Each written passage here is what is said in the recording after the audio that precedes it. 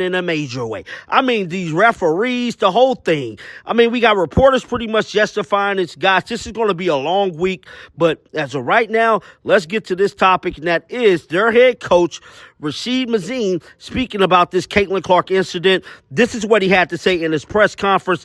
Let's pull it up. It's being reported that Sun coach Rasheed Mazzine opened his press conference by saying they found our characters but lost our minds. What the hell?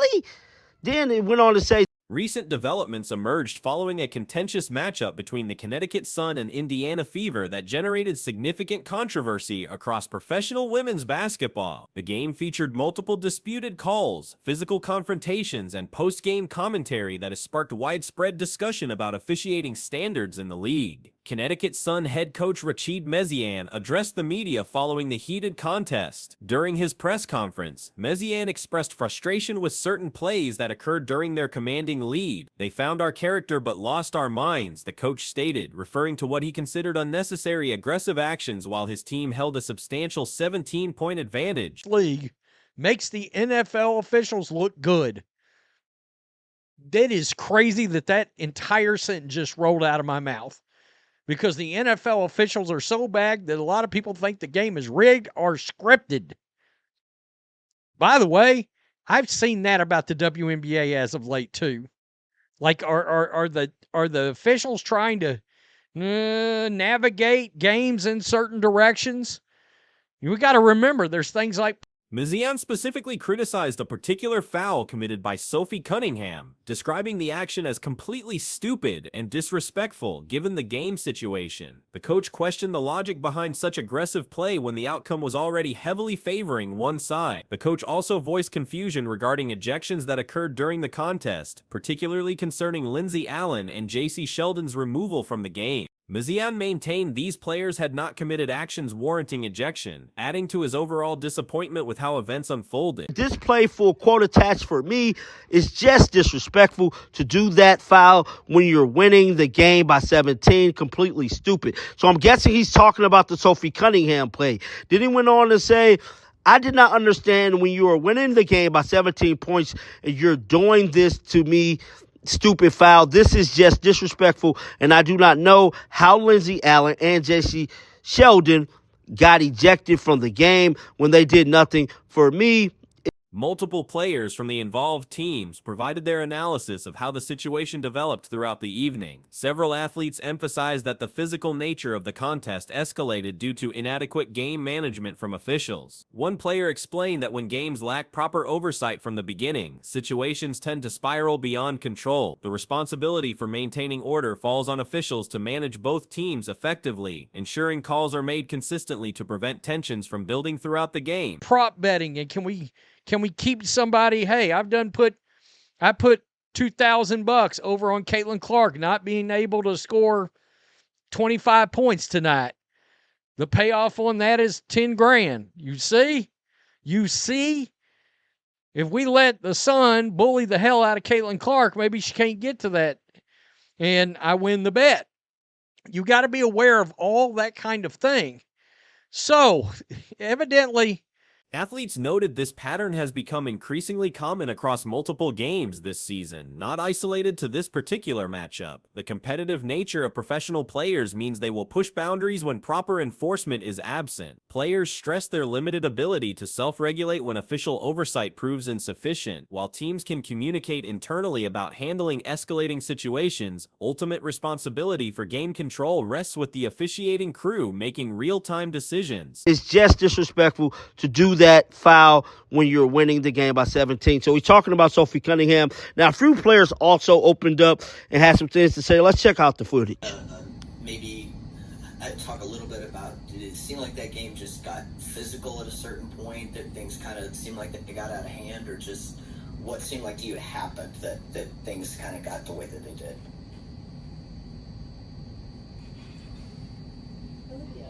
Yeah, go ahead, start us off. Athletes noted this pattern has become increasingly common across multiple games this season, not isolated to this particular matchup. The competitive nature of professional players means they will push boundaries when proper enforcement is absent. Players stress their limited ability to self-regulate when official oversight proves insufficient. While teams can communicate internally about handling escalating situations, ultimate responsibility for game control rests with the officiating crew making real-time decisions. Fines may be coming, which seems just absurd to me. It does. Right here, Fever's son will likely face tiny fines after wild melee. The Sun should get their asses fined and suspended. I mean, Marina Mabrey, I said, should be suspended for 10 games. She won't. The post-game report provided some clarity from crew chief Ashley Gross. Indiana Fever head coach Stephanie White addressed the officiating concerns during her own media session. White revealed she had attempted to communicate with officials as early as the first quarter, recognizing the potential for escalation based on how early plays were being managed. White emphasized that such situations have become a recurring theme throughout the current season, not an isolated incident. The coach described competitive athletes as naturally protective of teammates, especially when they perceive inadequate protection from officials. Yeah. I mean, obviously it was a physical game tonight. I think when things aren't managed well to begin with, that it tends to get out of hand, and that's what happened. That's what was shown tonight.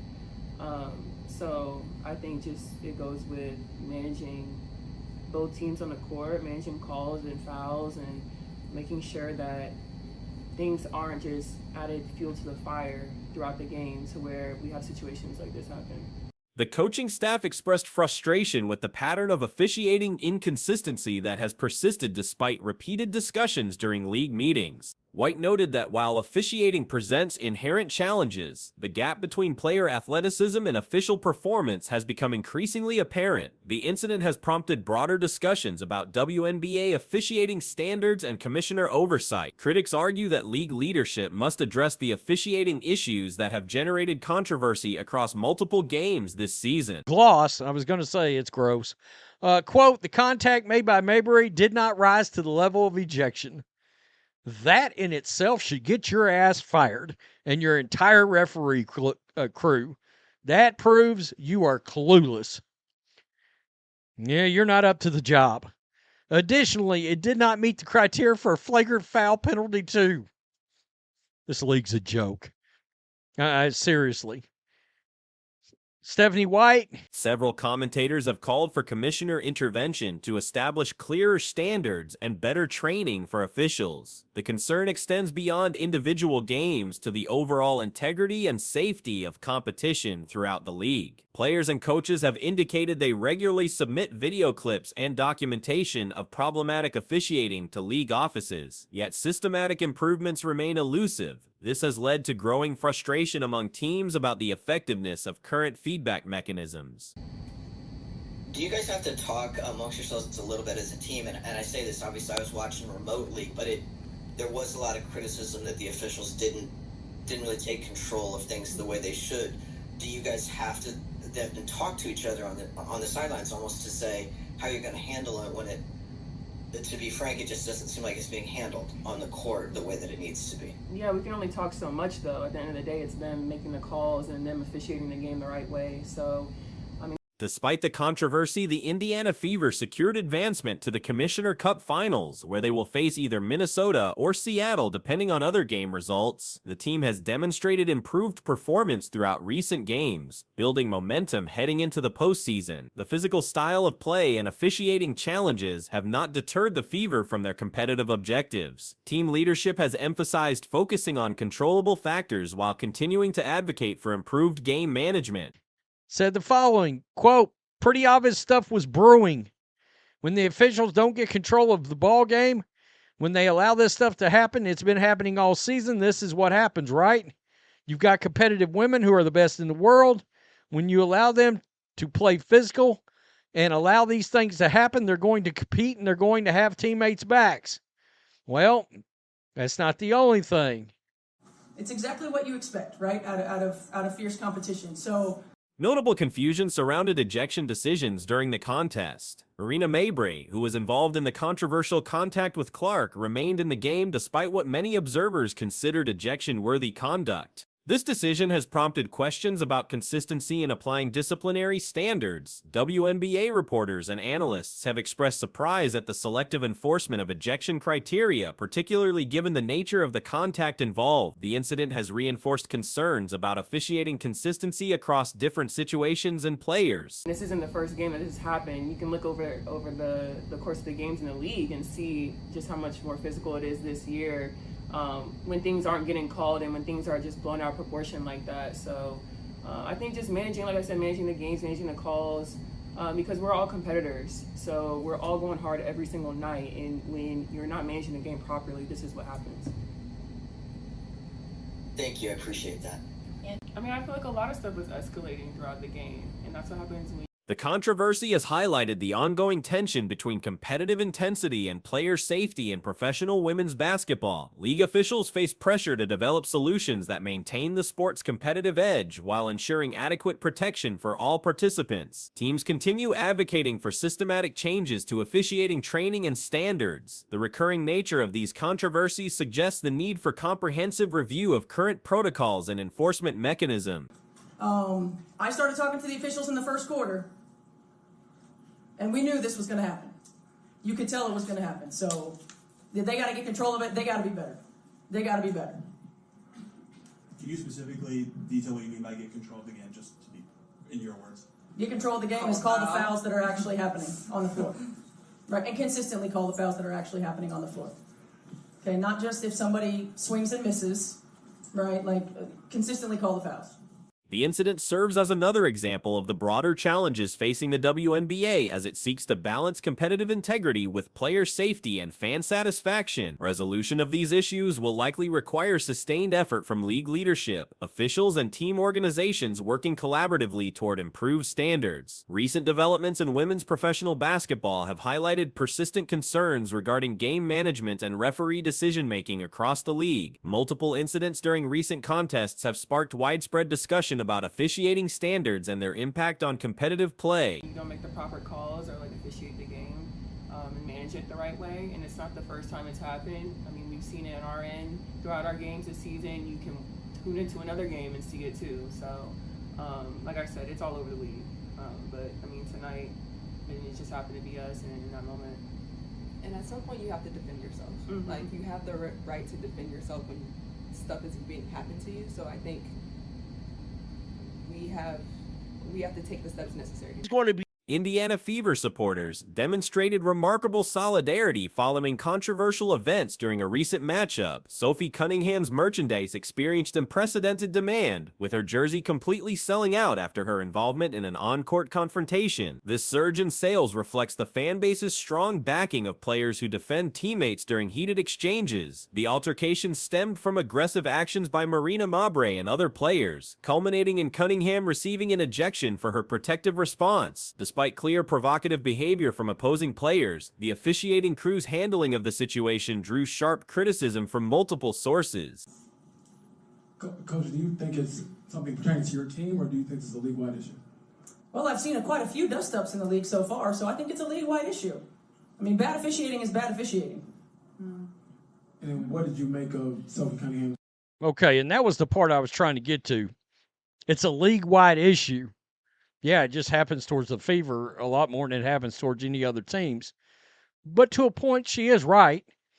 I mean, if Head coach Stephanie White delivered pointed remarks regarding referee performance, emphasizing that substandard officiating creates environments where conflicts inevitably occur. White's commentary focused on the officials' failure to maintain proper game control, allowing tensions to escalate unnecessarily throughout the contest. According to White's assessment, problems develop when referees fail to consistently enforce existing rules. The coaching staff recognized brewing tensions early in the game and attempted to alert officials, but their concerns went unaddressed. This pattern of inconsistent enforcement has become a recurring theme across numerous league matchups. White specifically called for officials to penalize actual infractions occurring on the court rather than making selective calls. The emphasis on consistency represents a fundamental requirement for maintaining competitive integrity and player safety during high-intensity games. be everywhere. This is going to be everywhere. Shout out to Jules, moderator. So, guys, I spoke about this earlier, and Correlation stated this. She stated Kathy is a disgrace if she doesn't address the WNBA referee problem that happened tonight. It's because they failed to protect players and take control of the game. There needs to be a change. There definitely need to be a change. There definitely need to be a change. At some point in time, Kathy has. The officiating problems extend beyond individual games, representing a systematic issue affecting the entire league. Multiple altercations throughout the season suggest widespread inconsistencies in how games are managed and rules are applied. Current fine structures appear inadequate given the severity of recent incidents. Technical fouls during regular season play carry modest penalties. Initial violations cost players $200 each for the first 3 occurrences, increasing to $400 for subsequent infractions. Players receiving their 8th technical face $800 fines plus automatic suspension. Flagrant foul penalties follow similar modest patterns, with flagrant 1 violations resulting in $200 fines and flagrant 2 calls carrying $400. These amounts seem insufficient to deter problematic behavior given players' earning potential. They give Dejanay Carrington a flagrant foul, they end up rescinding it, and then she brags about it. And I'm going to tell you what it is. Kathy Engelbert is scared of the players' union. She's scared of the players in this league. They're being bullies on their most valuable asset, and the commissioner's allowing it to happen. It's a good job by Stephanie White calling this crap out. So, the crew chief's post-game explanation proved particularly controversial. Officials determined that Mabre's contact failed to meet ejection standards and didn't qualify as a flagrant 2 violation. This reasoning contradicted visual evidence and established precedents for similar action. Several concerning incidents involving rescinded penalties have emerged recently. Dejanay Carrington received a flagrant foul that was later overturned, with the player subsequently celebrating the reversal publicly. Such decisions undermine referee authority and create confusion about enforcement standards. League leadership appears reluctant to challenge players' union positions on disciplinary matters. This hesitancy potentially compromises the league's ability to protect its most marketable athletes from targeted aggression during games.